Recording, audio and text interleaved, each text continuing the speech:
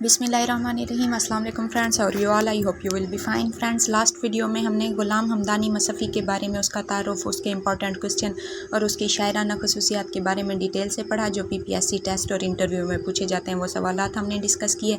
आज की इस वीडियो में हम लखनवी शायरी के नुमाइंदा शायर ख्वाजा हैदर अली आतिश का तारुफ़ करेंगे। उसके इंपॉर्टेंट क्वेश्चन जो पीपीएससी टेस्ट या इंटरव्यू में या एफपीएससी टेस्ट इंटरव्यू वगैरह में पूछे जा सकते हैं वो पढ़ेंगे, और उसकी शायराना खसूसियात के बारे में भी डिटेल के साथ पढ़ेंगे।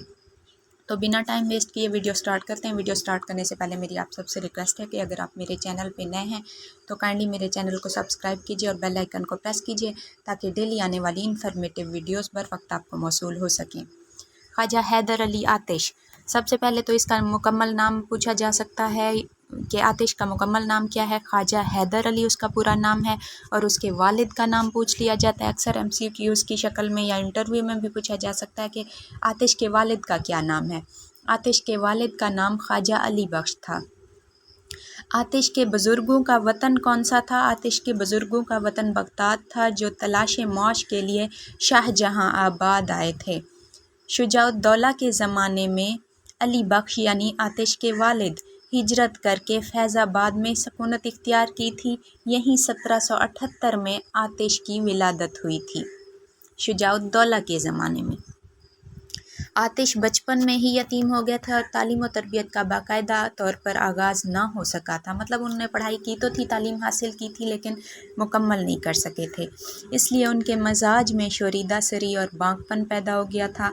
आतिश ने फैज़ाबाद के नवाब मोहम्मद तकी के यहाँ मुलाजमत इख्तियार की और बाद में उनके साथ लखनऊ चले गए थे। एक और क्वेश्चन अक्सर पूछा जाता है कि आतिश किसके शागिर्द थे? आतिश मसफ़ी के शागिर्द थे। आतिश ने बाकायदा शेर गोई का आगाज़ कब किया था? 29 बरस की उम्र में किया था। आखिरी वक्त में आतिश की बिनाई जाती रही थी और 1846 में आतिश इंतकाल कर गए थे। आतिश ने कभी किसी की मदह में कसीदा नहीं कहा था, क्योंकि उन्हें खुददारी बहुत ज़्यादा पसंद थी। वो किसी की मदह में कसीदा कह के इनाम और इकराम लेना पसंद नहीं करते थे। आतिश के मुतालिक एक तसनीफ़ है मुक़द्दमा कलाम आतिश। अक्सर पूछा जाता है इसके बारे में, क्योंकि ये बहुत मशहूर किताब है। मुक़द्दमा कलाम आतिश के मुसन्निफ़ कौन हैं? खलीलुर रहमान आज़मी हैं। लखनऊ के नुमाइंदा शायर आतिश हैं, जबकि लखनऊ के बानी नासिक हैं। अक्सर स्टूडेंट्स कन्फ्यूजन का शिकार होते हैं, और इसको मिक्स नहीं करना आपने। लखनवी शायरी के बानी जो हैं वो नासिक हैं, और नुमाइंदा शायर जो हैं वो आतिश हैं।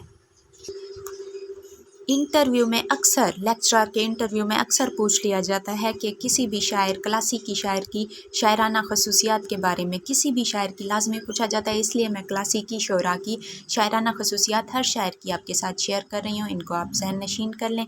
क्लासिकी शोरा बहुत ज़्यादा इंपॉर्टेंट है, और इनमें से किसी के बारे में भी पूछा जा सकता है।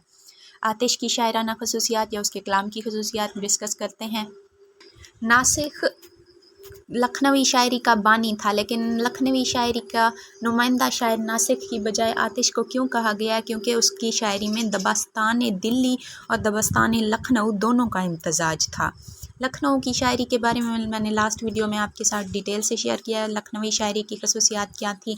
मुझे तो लखनऊ की शायरी बिल्कुल पसंद नहीं है, क्योंकि उसमें लफ्ज़ी बनावट, तोड़ मरोड़, पेचदार तशबीहात और इस्तारात का इस्तेमाल, खुशी और निशाद के बारे में, ऐशो लहोलाब का जिक्र है, जज्बात से आ रही है लखनऊ की शायरी। इसलिए नासिक की शायरी को भी बाद में रद्द कर दिया गया था, और आतिश को लखनवी शायरी का नुमाइंदा शायर सिर्फ इसलिए कहा गया था कि वो दबस्तान दिल्ली और दबस्तान लखनऊ की शायरी का उनके कलाम में इम्तजाज मिलता है। दिल्ली के असलूब की आखिरी बड़ी यादगार भी आतिश को माना जाता है। मुझे लखनवी शायरी बिल्कुल पसंद नहीं है, लेकिन आतिश की शायरी, आतिश चूँकि लखनऊ के शायर थे, लेकिन उनकी शायरी का वो हिस्सा मुझे पसंद है जिसमें दिल्ली के असरात मौजूद हैं। जैसे एक दो मिसालें आपके साथ शेयर करूँ मैं। किसी ने मोल ना पूछा दिले शिकस्ता का, कोई ख़रीद के टूटा प्याला क्या करता। एक और शेर देखते हैं। आए भी लोग, बैठे भी, उठ भी खड़े हुए, मैं जा ही ढूंढता तेरी महफिल में रह गया। नेक्स्ट है हमारे पास एक मिसाल। बड़ा शोर सुनते थे पहलू में दिल का, جو چیرا تو ایک قطرہ خون نہ نکلا۔ اگر آپ سے انٹرویو میں پوچھ لیا جائے کہ آتش کی شاعری میں دلی کا اثر تھا یا لکھنؤ کا، تو اس میں دونوں کا امتزاج تھا، یعنی دلی شاعری کے اثرات بھی تھے اور دبستان لکھنؤ کے بھی۔ اور یوں بھی جب آپ اس طرح بتائیں گے تو ایسا ممکن ہے اور لازمی پوچھ لیے جاتے ہیں اس طرح کے سوال کہ ان کی دلی شاعری کے اثرات پر جو شعر ہیں کوئی ایک دو شعر سنائیں یا لکھنوی سنائیں۔ تو آپ نے یہ جو میں نے ابھی آپ کے ساتھ 3 شعر شیئر کیے ہیں یہ دلی اثرات کے ہیں، یعنی دبستان دلی سے متعلق ہیں، تو آپ نے یہ 3 شعر یا ان میں سے کوئی بھی سنا دینے ہیں۔ لکھنوی اثرات پر آتش کی شاعری، ایک مثال آپ کے ساتھ شیئر کرتی ہوں اس کی بھی۔ شب وصل تھی چاندنی کا سما تھا، بغل میں صنم تھا خدا مہرباں تھا۔ آتش کی غزل گوئی کی مزید خصوصیات دیکھتے ہیں۔ آتش کی شاعری میں ان کے کردار کو شامل کیا گیا، یعنی آتش کی جو شاعری تھی وہ ان کے کردار کا مرقع تھی۔ آتش بانکے تھے چونکہ انہیں سپاہیانہ وضع پسند تھی، اس لیے انہوں نے اپنے کردار کے مطابق شاعری کی تھی۔ ان کی شاعری میں بھی اس کی جھلک ملتی ہے۔ آتش کے کلام میں کل نظام فطرت کے مناظر شامل ہیں۔ آتش اس قدر آزاد شاعر تھے کہ شعر کہتے وقت یہ بھی بھول جاتے تھے کہ ان کا مذہب کیا ہے۔ جیسا کہ ان کا تخلص آتش ہے، ان کے کلام میں بھی گرمی، جذبہ اور گداز بھی بہت زیادہ ملتا ہے، جس وجہ سے آتش کو نمائندہ شاعر کہا گیا تھا، ورنہ لکھنؤ کی شاعری تو کچھ خاص نہیں ہے۔ ان کے کلام میں زندگی کی تلخیوں پر بھی اشعار ملتے ہیں، جیسے آپ کے ساتھ ایک مثال شیئر کروں۔ مشتاق درد عشق جگر بھی ہے دل بھی ہے، کھاؤں کدھر کی چوٹ بچاؤں کدھر کی چوٹ۔ آتش کی شاعری میں داخلیت ہے۔ داخلیت کیا ہے؟ دل کی اندرونی کیفیات کا ذکر۔ جیسے ایک مثال آپ کے ساتھ داخلیت کی بھی شیئر کر دوں۔ اگر آپ نے آتش کے بارے میں بتایا، انٹرویو میں اکثر پوچھا جاتا ہے کہ آپ کو کون سا شاعر پسند ہے، کون سا افسانہ نگار پسند ہے، یا کون سا ناول نگار پسند ہے، یا کون سا ادیب پسند ہے۔ اگر آپ سے پوچھا جائے کہ آپ کو کون سا شاعر پسند ہے اور اگر آپ نے کہہ دیا کہ مجھے آتش پسند ہے، تو آپ سے آتش کے بارے میں کسی طرح کے بھی سوال پوچھے جا سکتے ہیں۔ اس لیے میں اس کی خصوصیات پہ، جیسے داخلیت ہے، دلی اثرات ہے، ساروں پہ مثالیں بھی آپ کے ساتھ شیئر کر رہی ہوں تاکہ آپ کو جواب دینے میں مشکل نہ ہو۔ جیسے داخلیت پر ان کا ایک شعر شیئر کرتی ہوں آپ کے ساتھ۔ سفر ہے شرط مسافر نواز بہتی رے، ہزارہا شجر سایہ دار راہ میں ہے۔ آتش کے کلام میں کافی حد تک رجائیت ملتی ہے۔ رجائیت کیا ہے؟ امید اور مثبت رویہ۔ آپ کے ساتھ اس کی بھی مثال شیئر کر دوں۔ سب سے پہلے سب سے امپورٹنٹ، اکثر ٹیسٹ میں بھی اس طرح کا MCQs آیا ہوا ہوتا ہے کہ کس کے کلام میں کافی حد تک رجائیت ملتی ہے۔ مثال آپ کے ساتھ شیئر کرتی ہوں جس سے آپ کو واضح پتہ چلے گا کہ وہ زندگی سے مایوس نہیں تھے، امید کا جذبہ ان کے اندر تھا اور وہ دوسروں میں بھی امید پیدا کرتے تھے۔ تھکیں جو پاؤں تو چل سر کے بل، نہ ٹھہر آتش گلے مراد ہے منزل میں خار راہ میں ہے۔ انفرادیت، آتش کے کلام میں جو سپاہیانہ للکار ہے، مارکہ آرائی، بلند آہنگ اور آتش نوائی ہے، وہ انہیں باقی شعراء سے منفرد کرتی ہے۔ یہ آتش کے کلام میں ان کی کردار نگاری ہے، یعنی جیسا ان کا کردار تھا، سپاہیانہ وضع اختیار کرتے تھے، ویسی للکار انہوں نے اپنی شاعری میں پیش کی ہے۔ جیسے آپ کے ساتھ اس کی بھی مثال شیئر کر دوں۔ سن تو سہی جہاں میں ہے تیرا افسانہ کیا، کہتی ہے تجھ کو خلق خدا غائبانہ کیا۔ جنرل اردو جنرل یا ماروزی کی باقی بکس میں یہ شعر غالب کا بتایا گیا ہے، جبکہ یہ شعر آتش کا ہے۔ پیامبر نہ میسر ہوا تو خوب ہوا، زبان غیر سے کیا شرح آرزو کرتے۔ آتش نے شاعرانہ مصوری بھی کی ہے، یعنی ایسے الفاظ کو اس انداز سے استعمال کرنا کہ الفاظ میں جو بھی خیالات، جو بھی تصویریں بیان کی جا رہی ہیں، جو بھی منظر بیان کیے جا رہے ہیں، پڑھ کر وہ ہمیں اپنی آنکھوں کے سامنے چلتے پھرتے یا دکھنے لگیں وہ مناظر۔ اس کو کہتے ہیں شاعرانہ مصوری۔ آتش نے اپنے کلام میں حسن کی مصوری کی ہے، یعنی انہوں نے حسن کے بارے میں اس طرح کے الفاظ شیئر کیے ہیں ہمارے ساتھ اپنی شاعری میں۔ جب ان کی شاعری کو پڑھا جائے تو ایسے لگتا ہے کہ وہ حسن، وہ حسین محبوب یا وہ حسین انسان، اس کی چلتی پھرتی تصویر ہمارے سامنے آ جاتی ہے شاعری پڑھ کے۔ قوت تخیل کے ذریعے اشعار میں انہوں نے رنگا رنگی، دلکشی اور رعنائی پیدا کی ہے۔